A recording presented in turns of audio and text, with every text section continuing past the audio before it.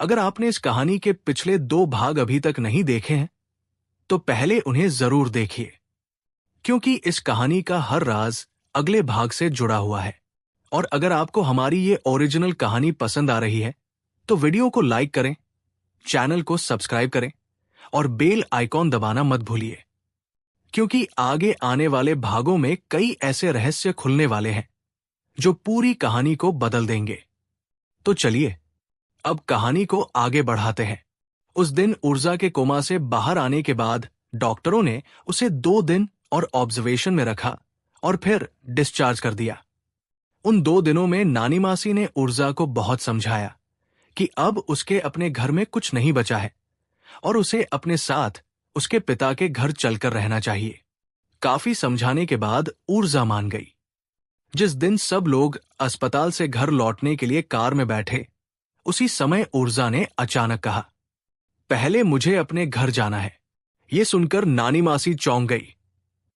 उन्होंने पूछा, वहां क्यों जाना है? लेकिन ऊर्जा ने कोई जवाब नहीं दिया। वो बस खामोश बैठी रही। नानी मासी ने ड्राइवर से कहा, गाड़ी पुराने घर की तरफ ले चलो। ऊर्जा के घर। गाड़ी सड़क पर दौड़ रही थी और अनन्या अपनी मां की गोद में गहरी नींद में सो रही थी। पूरे रास्ते नानी मासी के मन में बस यही सवाल घूमता रहा कि ऊर्जा आखिर वहां क्यों जाना चाहती है। करीब 1 घंटे बाद सब लोग वहां पहुंच गए। ऊर्जा ने अनन्या को नानी मासी की गोद में दिया, वॉचमैन से चाबी ली और बिना कुछ कहे घर के अंदर चली गई। उसने नानी मासी को अंदर आने से मना कर दिया था, लेकिन नानी मासी को डर था कि कहीं वो अंदर जाकर खुद को कोई नुकसान ना पहुंचा ले। उन्होंने अनन्या को कार में उसके छोटे पालने में लिटाया और ड्राइवर रामू से कहा, बच्ची से नजर मत हटाना, मैं अभी आती हूं। इसके बाद नानी मासी धीरे धीरे मेन गेट की खिड़की के पास पहुंची, जहां से घर के अंदर का काफी हिस्सा दिखाई देता था। उन्होंने देखा कि ऊर्जा सबसे पहले अपने बेडरूम में गई। वो जाकर बिस्तर पर लेट गई और तकिए को कसकर अपने सीने से लगा लिया। उसकी आंखों में आंसू नहीं थे। शायद उसके अंदर का सारा पानी सूख चुका था। वो बस लगातार उस खाली बिस्तर को देखे जा रही थी, जैसे वहां अभी भी कोई लेटा हुआ हो। कुछ देर बाद वो उठी और अपने पति के स्टडी रूम में चली गई। वहां जाकर उसने स्टडी टेबल से एक फैमिली फोटो उठाई, जिसमें वो, उसका पति और उसके दोनों बच्चे थे। उसके बाद वो बाहर आने लगी, लेकिन अचानक उसके कदम रुक गए। वो दोबारा स्टडी रूम में गई और वहां रखे कुछ कागज, किताबें और फाइलें एक बड़े कट्टे में भरने लगी। जब वो बाहर आने लगी तो नानी मासी वापस कार के पास आ गई। बाहर आते ही ऊर्जा ने वॉचमैन से कहा, थोड़ा तेल और एक लाइटर लेकर आओ। ये सुनते ही नानी मासी ने तुरंत वॉचमैन को रोका और पूछा, तेल और लाइटर का क्या करना है? ऊर्जा ने बिना उनकी तरफ देखे कहा, वही जो पहले कर दिया होता तो आज मेरा परिवार अधूरा ना होता। नानी मासी ने कट्टे के अंदर झांक कर देखा। उसमें ऊर्जा की सारी आर्कियोलॉजी की किताबें, उसकी डिग्रियां, रिसर्च पेपर्स और वर्षों की मेहनत भरी पड़ी थी। उसी पल नानी मासी सब समझ गई। ऊर्जा खुद को दोष दे रही थी। उसे लग रहा था कि अगर वो अपने काम और रिसर्च को लेकर इतनी दीवानी ना होती, अगर उसने उस रात अपने पति से जिद ना की होती, तो शायद वो नींद में गाड़ी ना चलाते और वो हादसा कभी ना होता। नानी मासी ने उसे समझाने की कोशिश की। जो होना होता है वो होकर रहता है, उसमें किसी का बस नहीं होता। लेकिन ऊर्जा ने उनकी बात जैसे सुनी ही नहीं। वो अचानक वॉचमैन पर चिल्लाई, जो सामान मैंने मंगवाया था वो अभी तक लेकर क्यों नहीं आए तुम? वॉचमैन घबराकर भागा और कुछ ही देर में तेल और लाइटर लेकर वापस आ गया। जिस ऊर्जा ने कभी अपनी किताबों और डिग्रियों को किसी नौकर तक को छूने नहीं दिया था, उसी ऊर्जा ने उस दिन अपने जीवन का पूरा इतिहास अपने ही घर के बाहर आग में जला दिया। कुछ ही देर में उसकी सारी डिग्रियां, किताबें और रिसर्च पेपर्स राख बन चुके थे। वहां खड़ी नानी मासी बस खामोशी से उसे देखती रह गई। जाते जाते ऊर्जा ने वॉचमैन से कहा, इस घर की रोज सफाई होनी चाहिए, बस स्टडी रूम और बेडरूम को छोड़कर। वॉचमैन ने तुरंत सिर झुकाकर हाँ कहा और सल्यूट किया। उसके बाद सब लोग वापस अनन्या के नाना के घर आ गए, उसी घर में जहां आज सब लोग बैठे थे। उस दिन के बाद ऊर्जा की जिंदगी में बस दो ही चीजें बची थी। पहली, हर रात खुद को कोसना और अपने पति और बेटे की याद में आंखें नम रखना, और दूसरी, अपनी बेटी को अपनी पलकों पर बैठा कर रखना। वो अनन्या का हर काम खुद करती थी। कहीं जाना होता तो खुद गाड़ी चलाकर ले जाती। उसका पूरा ध्यान बस अपनी बेटी पर रहता। वो अक्सर मुस्कुराकर कहती, देखो, मेरी बेटी बिल्कुल अपने पापा और भाई जैसी दिखती है। और नानी मासी भी हल्की मुस्कान के साथ उसकी बात में हाँ मिला देती। लोग कहते हैं कि वक्त हर जख्म भर देता है, लेकिन जो जख्म हर रोज खुद कुरेदा जाए, उसे कोई वक्त नहीं भर सकता। और ऊर्जा शायद चाहती भी नहीं थी कि वो जख्म कभी भरे। धीरे धीरे समय बीतता गया। ऊर्जा ने फिर से मुस्कुराना सीख लिया था। कभी कभी जब वो हंसती थी तो लगता था जैसे पूरे घर में फिर से रौनक लौट आई हो। कहने को नानी मासी उसकी बड़ी बहन थी, लेकिन ऊर्जा ने उन्हें हमेशा एक मां जितनी इज्जत दी थी। उसने कभी उनकी कोई बात नहीं टाली, सिवाय उस एक बात के जिसके बारे में आज सब लोग बात कर रहे थे। इतना कहकर नानी मासी कुछ पल के लिए चुप हो गई। फिर उन्होंने हरिया को आवाज लगाई और स्टोर रूम में रखे नीले रंग के बॉक्स से एक फोटो एल्बम लाने को कहा। कुछ देर बाद हरिया एल्बम लेकर आ गया। नानी मासी ने एल्बम खोली और उसमें से वही फोटो निकाली जो ऊर्जा उस दिन स्टडी रूम से अपने साथ लाई थी। उन्होंने वो फोटो अन्या की मां की तरफ बढ़ा दी। वो पहली बार उस तस्वीर को देख रही थी। तस्वीर में 6 महीने की छोटी सी अनन्या अपने पिता की गोद में थी, जबकि उसका भाई ऊर्जा की गोद में था। तस्वीर देखते ही उसकी आंखों से आंसू निकल पड़े। उसने बड़ी मुश्किल से अपने आंसू रोके और फोटो अपने पति की तरफ बढ़ा दी। उन्होंने तस्वीर देखी, फिर अभीर और अनन्या को भी दिखाई। दोनों काफी देर तक उस तस्वीर को देखते रहे। फिर अभीर ने कहा, क्या इसकी एक फोटो मोबाइल से ले सकते हैं? उनके पिता ने नानी मासी की तरफ देखा। नानी मासी ने हल्के से सिर हिलाकर अनुमति दे दी। उन्होंने उस तस्वीर की कुछ फोटो खींची और फिर तस्वीर वापस कर दी। नानी मासी ने वो तस्वीर वापस एल्बम में रख दी। इसके बाद उन्होंने अनन्या की मां के कंधे पर हाथ रखा और धीरे से कहा, मैं समझ सकती हूं, ये सब तेरे लिए बहुत मुश्किल है, लेकिन ये सच जानना तेरे लिए जरूरी है, ताकि तू अपनी मां को गलत ना समझे और उससे नफरत ना करे। नानी मासी ने एक लंबी सांस ली और फिर धीरे धीरे बोलना शुरू किया। समय बीत रहा था और पता ही नहीं चला कि कब पूरे 10 साल गुजर गए। नानी मासी को आज भी वो रात ऐसे याद थी जैसे कल की ही बात हो।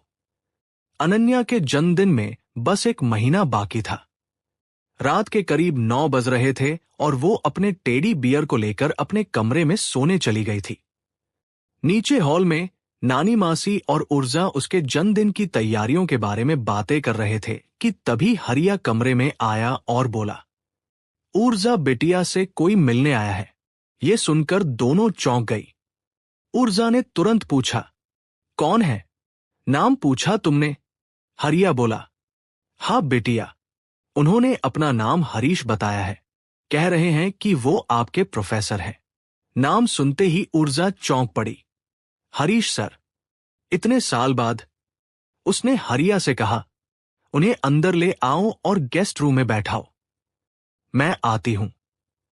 कुछ देर बाद नानी मासी और ऊर्जा गेस्ट रूम में पहुंची।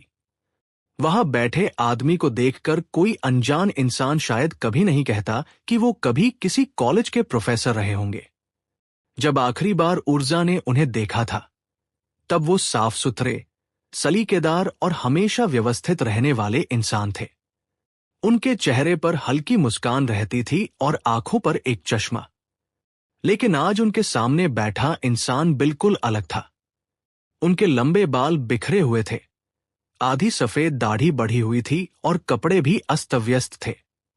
उन्हें देखकर कोई नहीं कह सकता था कि वो कभी किसी विश्वविद्यालय के सम्मानित प्रोफेसर रहे होंगे। कोई अनजान आदमी उन्हें देखकर भिखारी या बेघर इंसान समझता। ऊर्जा ने धीमी आवाज में कहा, हरीश सर, जैसे वो किसी गहरी सोच से बाहर आए हों। प्रोफेसर तुरंत खड़े हो गए और ऊर्जा और नानी मासी की तरफ हाथ जोड़कर नमस्ते किया। नानी मासी ने नौकरों को चाय लाने के लिए कहा और सब लोग सामने बैठ गए। कुछ पल तक कमरे में गहरा सन्नाटा छाया रहा। वो सन्नाटा आने वाले तूफान की दस्तक था। कुछ देर बाद ऊर्जा ने ही चुप्पी तोड़ी। सर, आप इतने समय बाद यहां कैसे आए? और आपने अपनी ये कैसी हालत बना रखी है? प्रोफेसर की आंखों में नमी उतर आई। उन्होंने धीमी आवाज में कहना शुरू किया, सबसे पहले मैं तुमसे माफी मांगने आया हूं। पिछले 9 सालों में मैंने कभी तुमसे संपर्क नहीं किया। आखिरी बार मुझे बस यही खबर मिली थी कि तुम कोमा में हो और तुम्हारे पति और बेटे के साथ वो हादसा हो चुका है। उन्होंने कुछ पल के लिए नजरें झुका ली। मैं अपनी खोज में इतना खो गया था कि मैं सब भूल गया, इंसानियत तक भूल गया। मुझे अपनी उस छात्रा से मिलने आना चाहिए था, जो हमारी फील्ड में मुझसे भी ज्यादा काबिल थी। ये सुनकर नानी मासी के मन में एक अजीब सा डर पैदा होने लगा। उन्होंने तुरंत बात बदलते हुए कहा, वो पुरानी बातें हैं, आप उन्हें भूल जाइए और बताइए कि यहां कैसे आना हुआ। असल में नानी मासी चाहती थी कि प्रोफेसर जितनी जल्दी हो सके वहां से चले जाए। वो नहीं चाहती थी कि ऊर्जा के पुराने जख्म फिर से हरे हों। तभी चाय आ गई। ऊर्जा ने प्रोफेसर को चाय दी और खुद भी एक कप उठा लिया, लेकिन नानी मासी ने चाय लेने से मना कर दिया। प्रोफेसर ने उनकी तरफ देखा और बोले, आपका गुस्सा जायज है। मेरा अचानक यहां आना भी सही नहीं है, लेकिन मैं यहां ऊर्जा से एक मदद मांगने आया हूं। ऐसी मदद जिसे मांगते हुए भी मुझे शर्म आ रही है। उन्होंने गहरी सांस ली, क्योंकि इस मदद की कीमत पर एक घर टूट सकता है, लेकिन शायद बहुत से टूटे हुए घर फिर से जुड़ भी सकते हैं। ऊर्जा ने नानी मासी की तरफ देखा, फिर प्रोफेसर की ओर मुड़कर बोली, आपको कैसी मदद चाहिए और ऐसी कौन सी बात है जो सिर्फ मैं ही कर सकती हूं? प्रोफेसर कुछ देर तक जमीन की तरफ देखते रहे, फिर धीमी आवाज में बोले, कुछ आगे कहने से पहले मैं तुम्हें एक बात बताना चाहता हूं। ये पहली बार नहीं है जब मैं तुमसे मिला हूं। ऊर्जा की भौहें सिकुड़ गई। प्रोफेसर आगे बोले, मैं पिछले 1 साल से तुम्हें दूर से देख रहा हूं। ये सुनते ही ऊर्जा चौंक गई। क्या मतलब? आप 1 साल से मुझे देख रहे हैं? और क्यों? जब हम एक दूसरे को जानते हैं तो आप सीधे मुझसे मिल सकते थे। प्रोफेसर ने शांत आवाज में कहा, नहीं, मैं सीधे तुमसे नहीं मिल सकता था, क्योंकि जो बात मैं आज तुमसे कहने आया हूं, उसके लिए मेरा ये जानना जरूरी था कि तुम अपनी बेटी से कितना प्यार करती हो। क्या वो तुम्हारी जिंदगी की सबसे कीमती चीज है?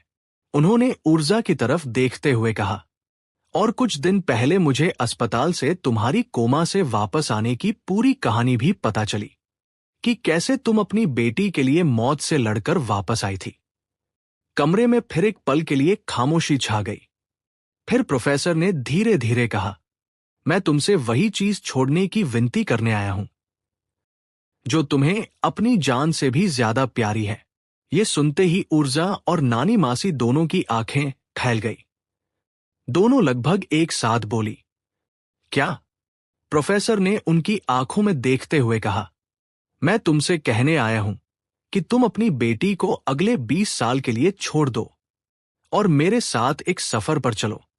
ये सुनते ही ऊर्जा जैसे पत्थर की तरह जड़ हो गई, लेकिन नानी मासी गुस्से से कांप उठीं। उन्होंने तुरंत घर के नौकरों और सिक्योरिटी गार्ड्स को आवाज लगाई, इसे अभी के अभी घर से बाहर निकालो। इसकी हिम्मत कैसे हुई हमारे घर में ऐसी बात करने की? सिक्योरिटी गार्ड्स ने तुरंत प्रोफेसर का कॉलर पकड़ लिया और उन्हें घसीटते हुए बाहर ले जाने लगे। ऊर्जा अभी भी सदमे में बैठी थी। उसे यकीन ही नहीं हो रहा था कि उसके प्रोफेसर ने ऐसी बात कैसे कह दी। घसीटे जाते हुए प्रोफेसर जोर से चिल्लाए, ऊर्जा, मेरी बात पूरी सुन लो। उसके बाद भी अगर तुम्हें लगे कि मैं गलत हूं तो तुम खुद मुझे धक्का देकर बाहर निकाल देना। लेकिन ऊर्जा चुप रही और कमरे से बाहर जाने लगी। तभी प्रोफेसर ने ऐसी बात कही जिसे सुनकर ऊर्जा और नानी मासी दोनों वहीं ठिठक गई। वो पूरी ताकत से चिल्लाए, मैं तुम्हें तुम्हारे पति और बेटे से मिलवा सकता हूं। बस एक मौका दो मुझे अपनी बात पूरी करने का। ये सुनते ही ऊर्जा के कदम रुक गए। वो धीरे धीरे पलटी और नानी मासी का चेहरा भी हैरानी से खुला रह गया। अगर आपको हमारी ये ओरिजिनल कहानी पसंद आ रही है तो वीडियो को लाइक करें, चैनल को सब्सक्राइब करें और बेल आइकॉन दबाना मत भूलिए, क्योंकि आगे आने वाले भागों में कई ऐसे रहस्य खुलने वाले हैं जो पूरी कहानी की नींव हिला देंगे। क्या सच में ऊर्जा अपने पति और बेटे से मिल पाएगी, या फिर उसका प्रोफेसर उसे किसी ऐसे रास्ते पर ले जा रहा है जहां से वापस लौटना नामुमकिन है? ये जानने के लिए जुड़े रहिए हमारे साथ। हम बहुत जल्द लेकर आएंगे इस कहानी का अगला भाग।